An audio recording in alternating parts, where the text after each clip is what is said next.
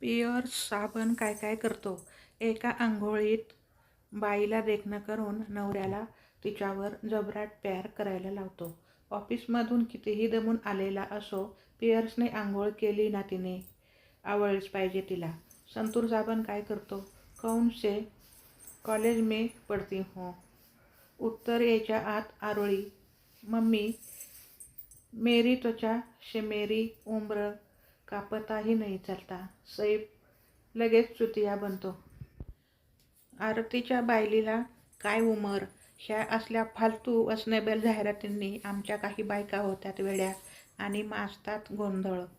गोष्ट तशी साधी 70 ओलांडलेल्या आणि गाव तालुक्याबाहेरही कधी न गेलेल्या एका अडणी स्वाभिमानी सासरा नामे बळीराम, एका कानाने जरा बहिरा, डायबेटिसने भरपूर ग्रासलेला, अंग खाजवायला त्रासलेला, भरपूर उन्हाळे सोसलेला, प्युअर गरिबीवर पोसलेला, धाकट्या लेकाच्या आग्रहानं पुण्यात आला.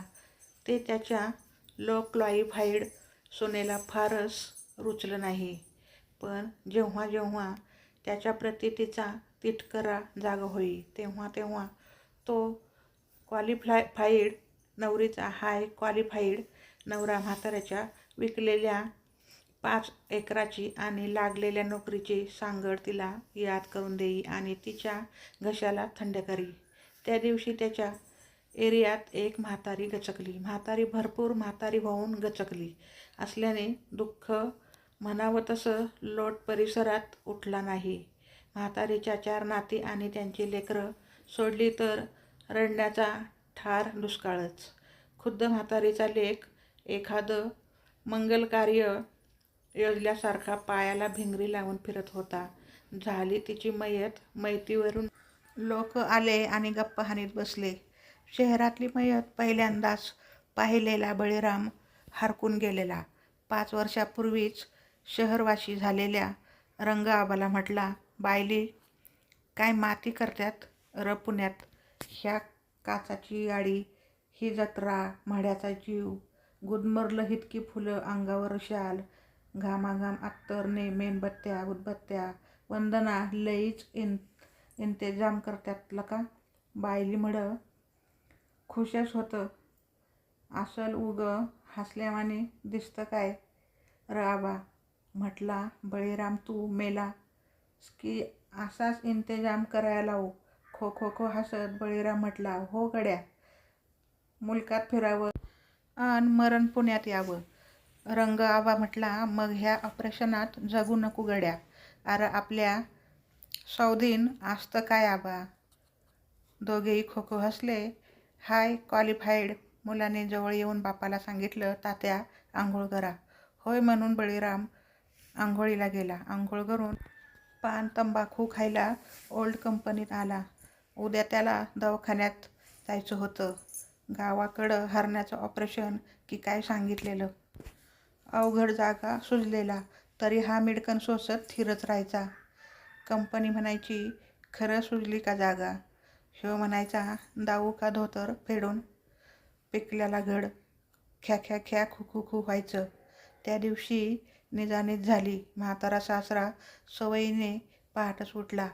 आंघोळ केली आणि वासाला शाळेकडच्या लिंबाकडं जाऊन बसला. इकडे हाय आणि लो कॅटेगरीतले नवरा बायको नामक राजा राणी उठले. राणीने झकपक आंघोळ केली. ती घट्ट दुधाच्या चहाला लागली.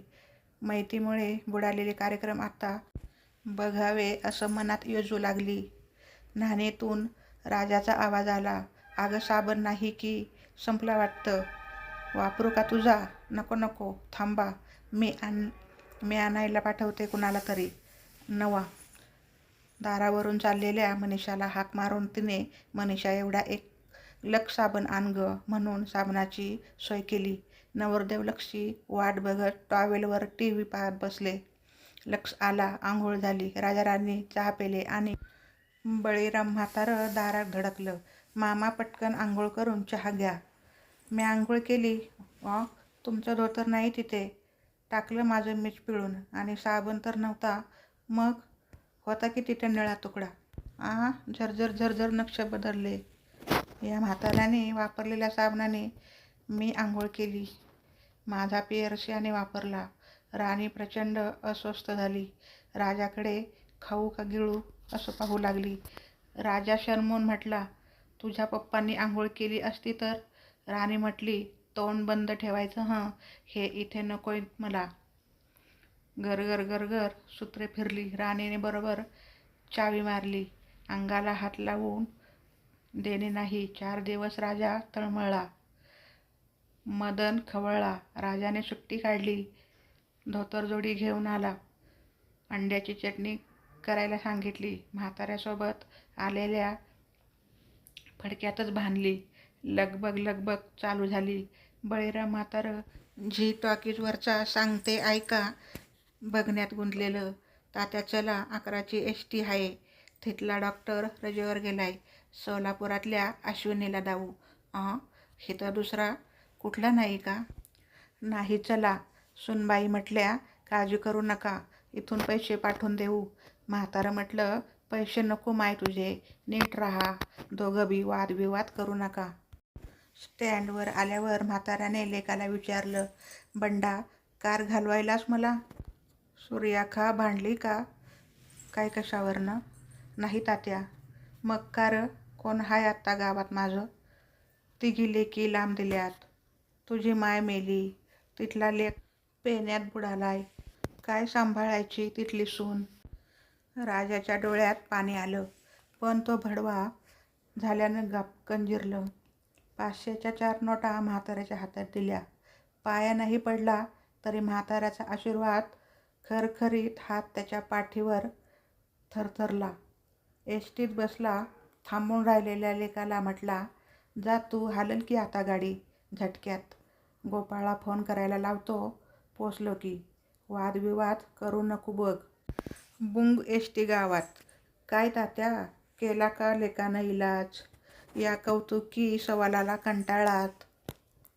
कटाळा येऊस्तोवर. अरे काय कटाळा यायला, कर्म नसा तिथं. मन आलो गड्या गावात. हे उत्तर देत बळीराम म्हातारं गावात घरात रुळलं. 4 दिवसात त्याची सोय फरशी नसलेल्या समाज मंदिरात केली गेली. पाठीला खडं टोचत चवळ्यावर पडून मेलेल्या बायकोच्या आठवणी आठवीत पडायचं. आणि मर्जीतल्या माणसांना हाळी देऊन पान तंबाखू मागायची आणि खायची. एक नातू जीव लावून जेवायला लावायचा. तेवढं जेवायचं आणि पडायचं, असा त्याचा दिनक्रम ठरला. 15 दिवसातच बळीराम म्हातारं खल्लास झालं. काचाची गाडी, लालभडक फुलं, हे मेणबत्त्या, घामाघाम अत्तर आणि माणसांची जत्रा. नळी जरद शाल, बुधवंदना जागच्या जागी जिरली. रोज तंबाखूसाठीच हाक ऐकणाऱ्या रामभाऊला डाऊट आला. आज तात्याची हाक कशी आली नाही बुवा. ह्यानं जवळ जाऊन बघितलं तर चिमणीवाणी तोंड वासून बळीराम म्हातारं खल्लास झालेलं. नंतर नीट आरोड पण उठला नसेल. जागजागी फाटलेल्या चादरीच्या झोळीत ह्याला उचललं असेल. ह्याच्या पायाला खरचटल्यानं उठलेला रक्ताचा डाग जीर्ण पिवळ्या धोतरावर नेट उठला असेल. याच्या चंचित 500च्या 4 नोटा नक्की घावणार. याच्या मैताला लाल तर सोडा, झेंडूची फुलं नीट वक्ताला गावात गावणार नाहीत. विदाऊट फुले याची मैत होणार. जत्रा कुठली हो, मातीला 125 वर संख्या नसते. गावसुद्धा ग्लोबलाईज झाले आता. पण मरेस्तोवर सोशिक राहिलेलं बळीराम म्हातारं हे विदाऊट तक्रार नेट समजून घेणारं आणि झकमारीत कावळा होऊन लगेच पिंड शिवणार. Really I swear. एडझव्यासारखी पियर्सनी आंघोळ करायची असते काय? मित्रमैत्रिणींनो, कथा आवडली असेल तर लाईक, शेअर, सबस्क्राईब करायला विसरू नका. धन्यवाद.